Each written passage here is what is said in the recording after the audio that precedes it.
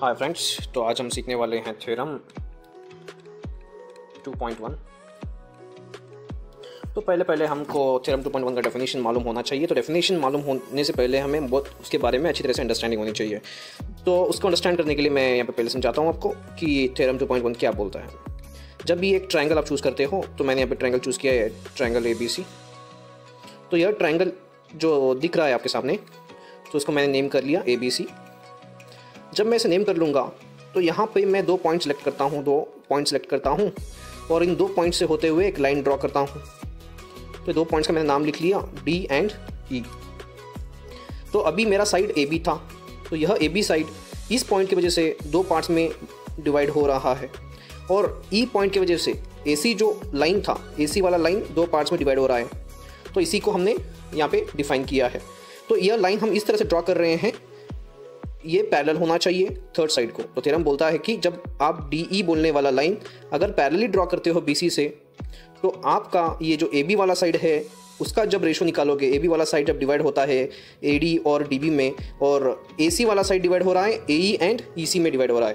तो यहाँ पे AB वाला साइड डिवाइड हो गया, मैं शॉर्ट के लिए लिखता हूँ, AB वाला साइड डिवाइड हो रहा है, तो AD और AD प्लस DB में डिवाइड हो रहा है, और AC वाला साइड डिवाइड होता है AE प्लस EC में।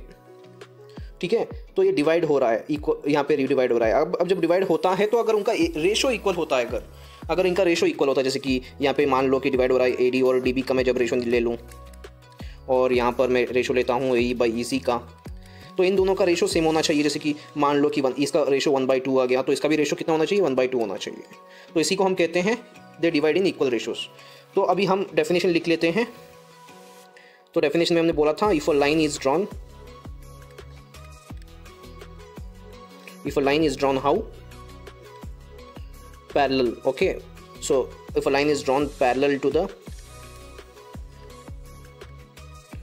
Third side of triangle. Third side हमारा यहाँ पे चूज किया है BC, third side of triangle. अगर आप एक पैरेलल लाइन ड्रॉ कर लेते हो, थर्ड साइड ऑफ ट्रायंगल आप एक पैरेलल लाइन ड्रॉ कर रहे हो, then this line would divide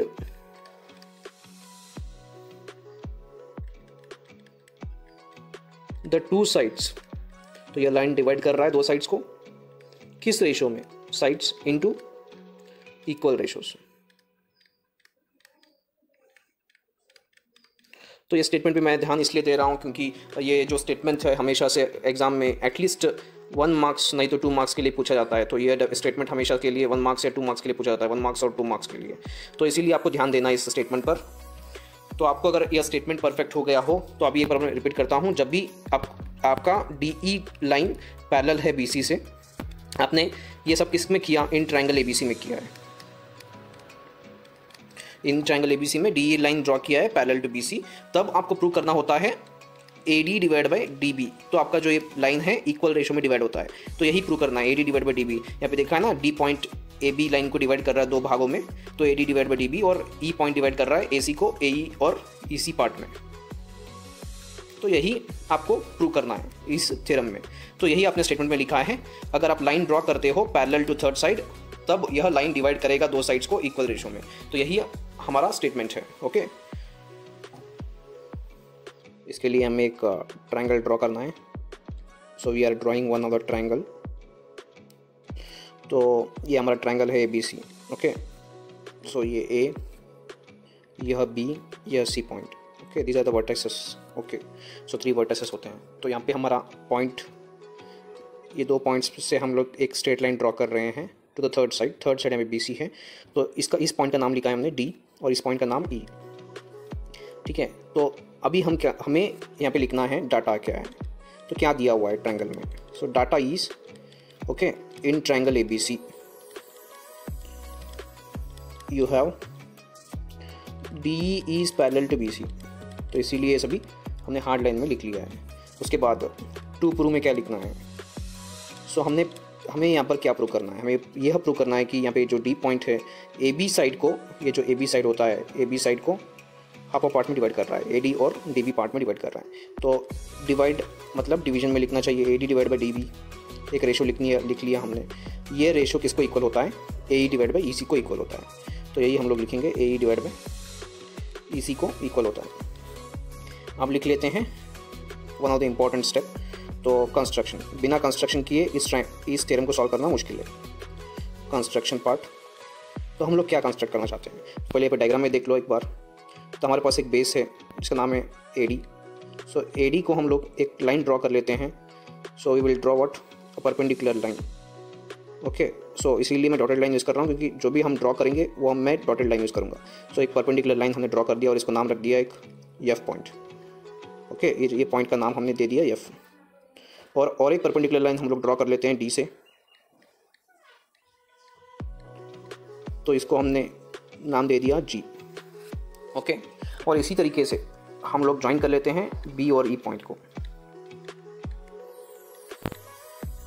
okay, और D और C पॉइंट को भी हम लोग ज्वाइन कर लेते हैं।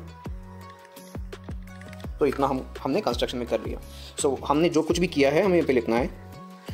सो ड्रॉ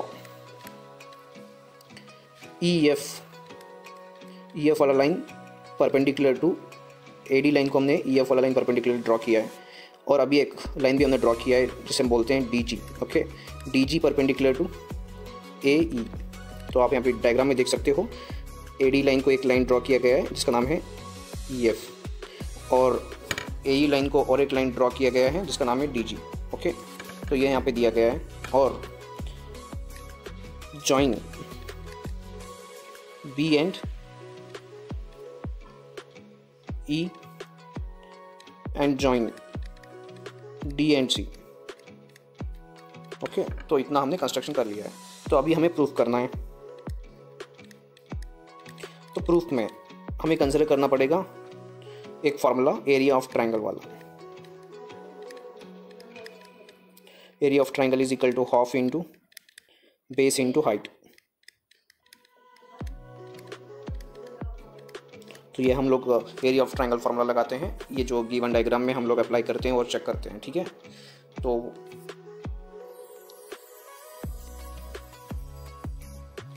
अभी कैलकुलेट करते हैं area of triangle formula use करके। सो पहले हम लेते हैं, तो अभी हम कैलकुलेट करते हैं एरिया ऑफ ट्रायंगल का फार्मूला यूज़ करके।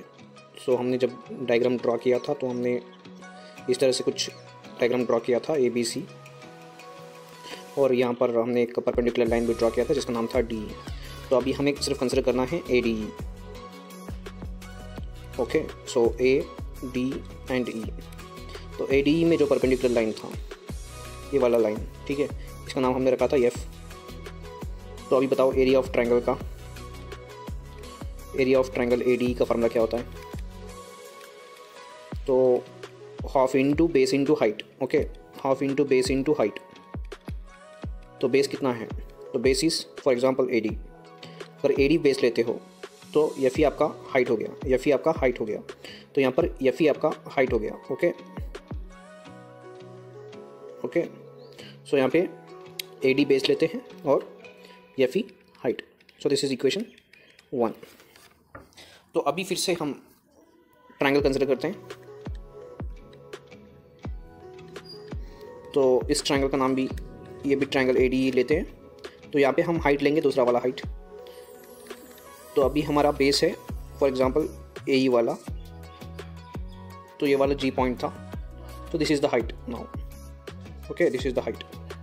सो AE is the base and DG is the height. So area of triangle ADE is equal to कितना?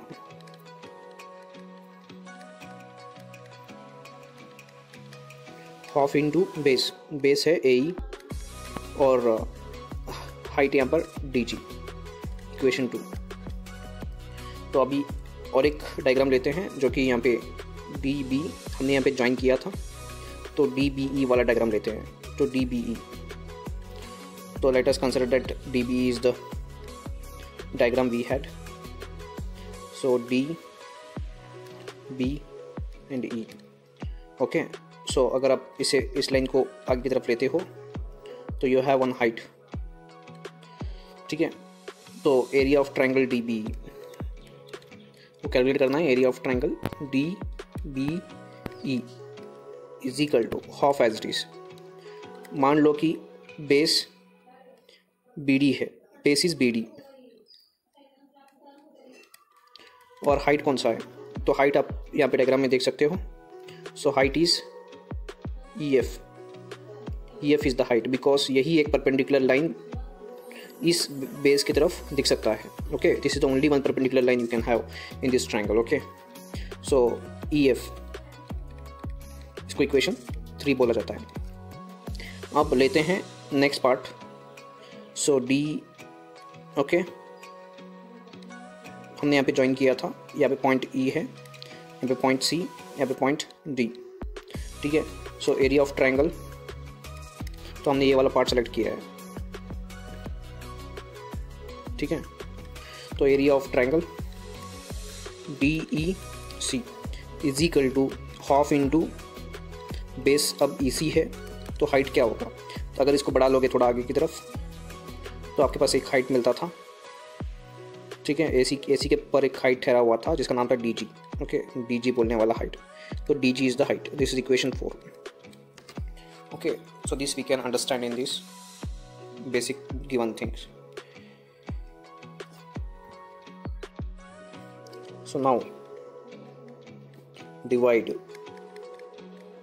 equation 1 by equation 3 and equation 2 by equation 4. Area of triangle ADE divided by, हमें divide करना है area of triangle BDE is equal to half into AD into EF divided by BD में half into BD into EF। तो हमने equation 1 और equation 3 को divide किया है, तो हाफ ऑफ कैंसिल हो जाएगा, EF और EF कैंसिल हो जाएगा, तो बच्चा सिर्फ area of triangle ADE is equal to AD divide by BD। So यहाँ पे नीचे था area of triangle BD।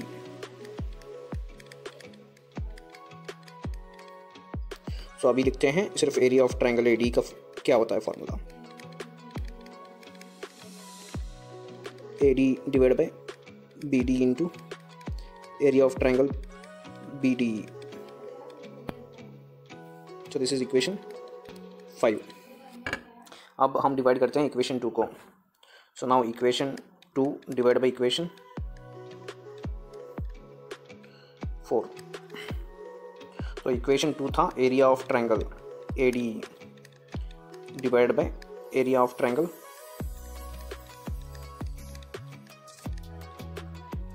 DEC,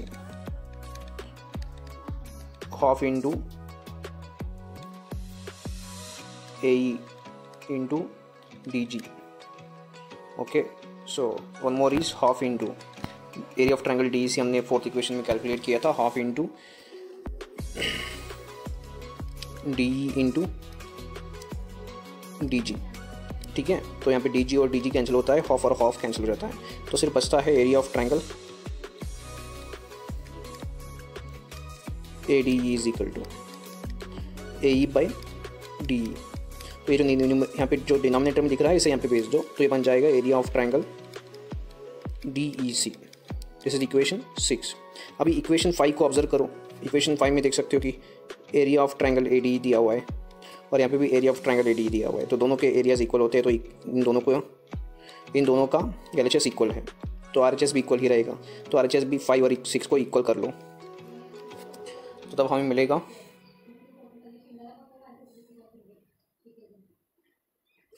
so then we will get, okay, so area of triangle ADE is equal to area of triangle ADE। so equation 5 is equal to equation 6, ठीक है। तो तब हम क्या लिख सकते हैं, so AD divide by BB into area of triangle BDE is equal to AE by EC into area of triangle DEC। तो अभी यहाँ पर हमारा जो रिक्वायर्ड आंसर है A D divide by D B is equal to A by C, ये तो हमें मिल रहा है, लेकिन यहाँ एक्स्ट्रा पॉइंट आ रहा है। अगर इसे मैं किसी तरीके से निकाल दूँ, एलिमिनेट कर दूँ, तो मुझे रिक्वायर्ड आंसर मिल जाएगा। तो मुझे इन दोनों को इक्वल करना पड़ेगा।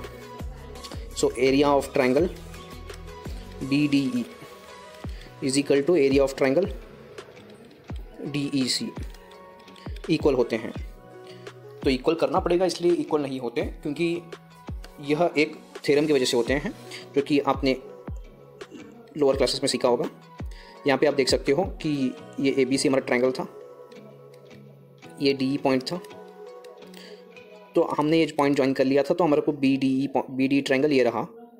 और हमने कहा था कि ये और ये पैरेलल लाइंस होते हैं, और डी ई सी ये ट्रायंगल यहाँ पर है। तो इन दोनों पैरेलल लाइंस के बीच में ये दोनों ट्रायंगल स्टैंड करते हैं। So you have to write that triangle B D E and triangle C D E stands on same base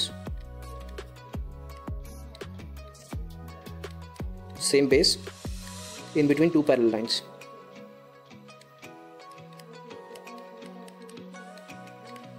In between two parallel lines ये stand करता है, therefore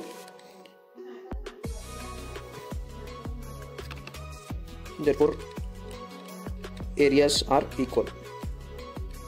So therefore it becomes AD divided by DB is equal to AE by EC. Hence proved.